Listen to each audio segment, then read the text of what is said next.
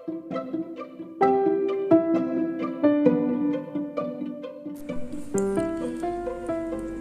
sampai jumpa kembali dengan saya Abi Andai Suara di Abi Andai Suara Podcast. Untuk kali ini kita di sesi untuk membahas Law of Attraction ya. Ini mengenai hukum tarik menarik ya. Dan hukum ini sangat menarik ya, karena sebenarnya sering terjadi dalam kehidupan kita sebagai manusia. Dan sebenarnya sudah banyak sekali tokoh yang mengeksplorasi ya, yang bisa memanfaatkan dan mengeksplorasi bagaimana Law of Attraction ini supaya bisa memberikan keberhasilan kecil sampai keberhasilan besar dalam kehidupan. Stay tune di Abi Andai Suara Podcast supaya lebih tahu jelasnya ya. Oke, jadi Law of Attraction ini merupakan satu dari 12 jenis hukum alam semesta ya, yang sudah banyak dikenal dan dibahas oleh berbagai tokoh dan ahli karena punya nilai manfaat yang luar biasa bagi kehidupan seseorang. Bagi Anda yang mungkin bertanya, apa saja sih hukum alam semesta yang tadi disebutkan di awal ya? Jadi saya coba sebutkan di sini. Contohnya adalah hukum kemanunggalan atau keesaan, hukum getaran, hukum tindakan, hukum penyesuaian, hukum sebab akibat, hukum kompensasi, hukum tarik menarik atau law of attraction, hukum transmutasi energi, hukum relativitas, hukum polaritas, hukum irama, dan yang terakhir adalah hukum gen ya. Jadi rasanya aneh ya mendengar beberapa nama hukum yang tadi saya sebutkan, karena saya yakin Anda mesti malah memikirkan hukum alam yang lain ya, seperti hukum rimba, hukum rantai makanan mungkin, atau hukum gravitasi, hukum magnet, dan lain-lain. Tapi dari 12 jenis hukum yang tadi saya sebutkan tidak akan saya bahas dalam sesi ini ya, karena saya akan lebih banyak membahas mengenai bagaimana Law of Attraction yang dikenal secara universal law sebagai hukum tarik menarik ya, atau ketertarikan, karena nilai manfaatnya yang sangat positif yang bisa dieksplorasi dalam kehidupan kita. Dan hukum ini berlaku dan benar-benar terjadi dalam kehidupan kita ya, jadi secara nyata terjadi. Tujuannya adalah supaya kita bisa tahu dan mengerti bagaimana kita memanfaatkan energi ini ya untuk kebaikan kehidupan kita nanti. Jadi tadi tokoh-tokoh seperti yang sudah saya sebutkan, bahwa tokoh-tokoh seperti Bob Proctor, Abraham Hicks, Dr. J. Dispenza, Rhonda Byrne, bahkan termasuk beberapa tokoh film Hollywood, artis dan penyanyi dari Amerika ya, seperti Will Smith, Ariana Grande, Shawn Mendes, Oprah Winfrey, dan masih banyak lagi sebenarnya. Mereka bahkan sudah bukan lagi menggunakan sendiri, tapi mereka sudah mengupas dan berbagi ya melalui berbagai media, terus juga video yang teman-teman bisa coba cari di YouTube ya. Mereka bahas dan menyebutkan bahwa Law of Attraction itu seperti apa ya, dan bagaimana mereka pengalamannya, bagaimana mereka mengeksplorasinya dalam kehidupan mereka sendiri sampai mereka mendapatkan apa yang mereka inginkan.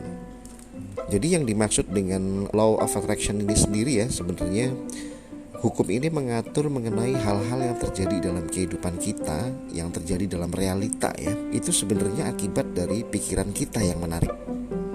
Atau lebih mudahnya, hukum ini mengatur bagaimana pikiran kita ya, pikiran manusia menarik kejadian-kejadian terjadi dalam hidupnya. Dalam kajiannya, hukum ini memuat pemahaman mengenai bagaimana pikiran dan tubuh manusia ini sebenarnya memiliki gelombang elektromagnetik yang sangat kuat ya.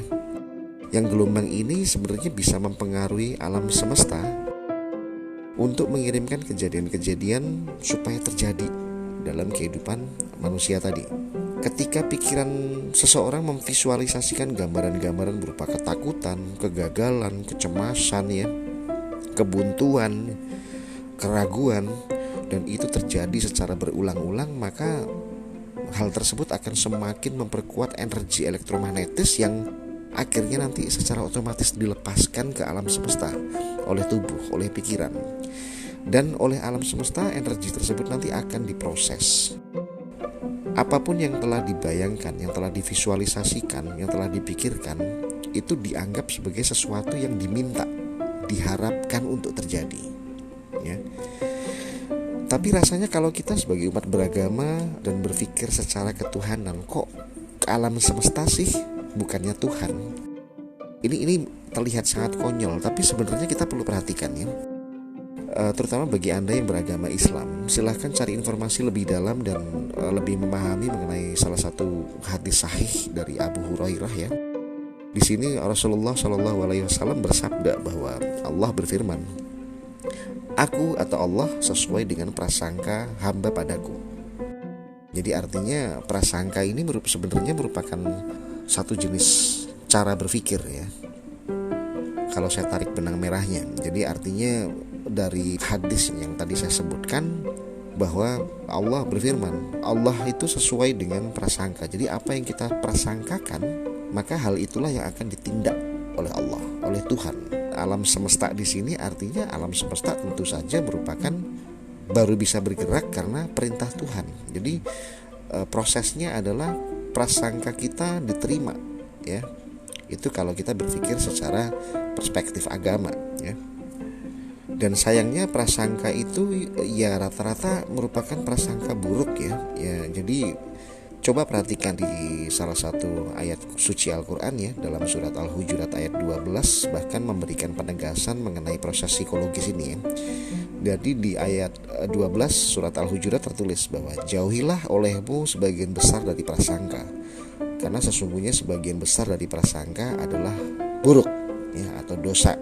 Yang mana ini harusnya menjadi salah satu yang kita perlu perhatikan ya. Jadi kenapa kita perlu mengatur atau mungkin perlu memanage ya, bagaimana kita berprasangka, bagaimana kita berpikir, bagaimana kita memvisualisasikan apa yang ada dalam pikiran kita.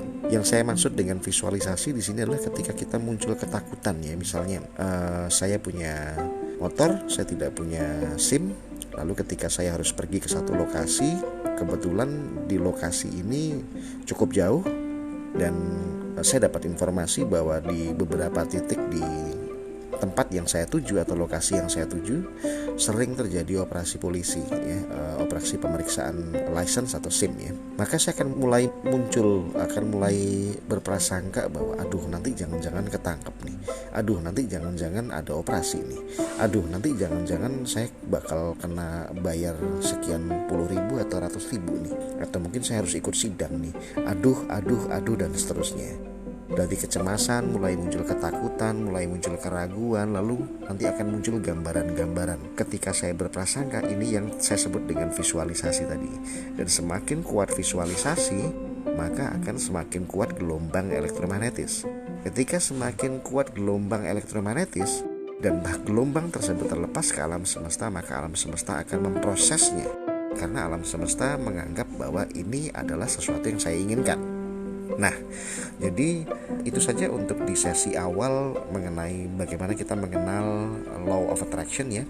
Pada sesi berikutnya nanti akan saya lebih jelaskan mengenai contoh-contoh lain dan juga bagaimana sih cara menerapkan dan mengeksplorasi law of attraction supaya bisa membantu kehidupan kita untuk mencapai keberhasilan mulai dari yang kecil sampai ke kesuksesan yang lebih besar.